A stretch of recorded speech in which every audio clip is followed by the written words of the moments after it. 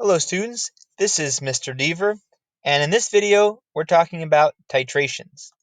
Now, titrations are the part of chemistry that's like dubstep, because we're going to drop the bass.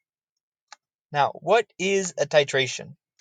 A titration is a carefully measured neutralization reaction used to find the unknown concentration of an acid or base.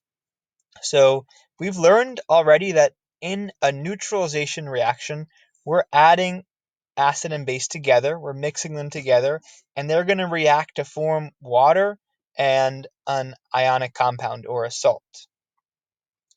Now, we can use this principle to find the unknown concentration of an acid or base, because if we mix the acids or bases such that they reach their equivalence point, then we can use this equation to solve for the missing variable. Now, there's a couple things though that we have to know already to do a titration. We have to have a standard solution, which is a solution with a known concentration, right? We have to know one of these molarity values already in order to use this equation to solve for the other one. It's also super important that we reach the equivalence point when we do a titration. We have to have the exact same number of H plus and OH minus. Otherwise, this equation won't work, because this equation only works at the equivalence point when the moles of H plus and OH minus are the same. So how do we know when exactly we've reached the equivalence point? Well, we have to use an acid-base indicator. And one of the most common ones to use, and the one that we're going to use in our titration simulation, is phenolphthalein. All right, and that's one of those words that sounds nothing like it's spelled. Phenolphthalein is an acid-base indicator that is clear in acids and neutral substances, and it turns pink in bases.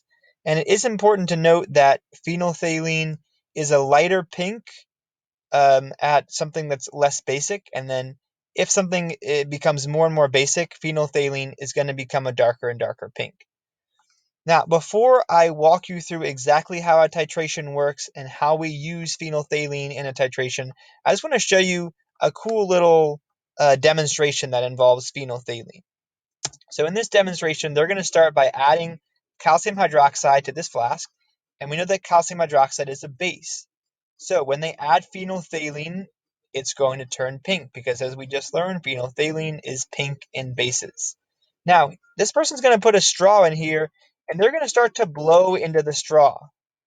Now, just take a second in your head to make a prediction. What do you think is going to happen when this person blows into the straw? All right. We know, of course, that we exhale carbon dioxide. Well, what happens when carbon dioxide dissolves in water? All right, carbon dioxide dissolves in water to make carbonic acid. So he's basically adding an acid to this solution. And that acid neutralizes the base that was in there before, and the solution turns clear because it's no longer basic. Now, we also know that in a neutralization reaction, what do we always make?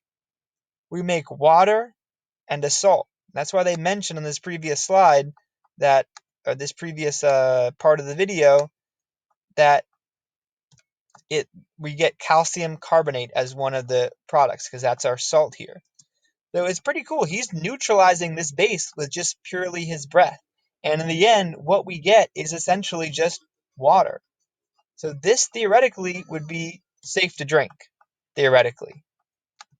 Okay, so we know roughly what a titration is. We know what phenolphthalein is and how it works.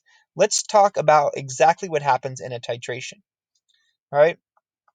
In this particular picture here, we are adding our acid to this flask down here. And our acid is the standard solution. We know the concentration of this acid. And we also, of course, are going to measure how much acid we're adding to it.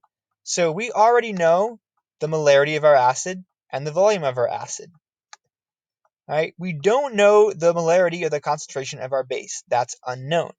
But we're going to put the base in this burette here. And then we're going to carefully add base to this acid.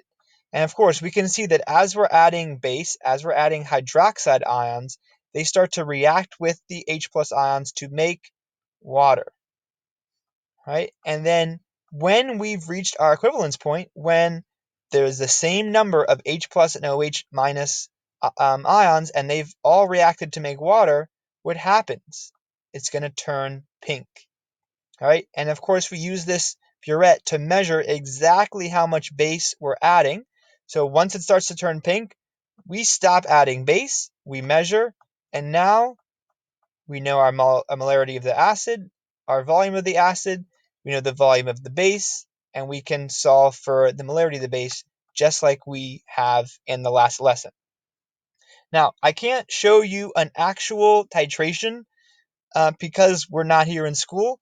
But when this video is over, on your notes paper, there is a video of somebody else doing a titration I want you to watch and take some notes on. And then in the next video, I'm going to walk you through how to do the titration simulation.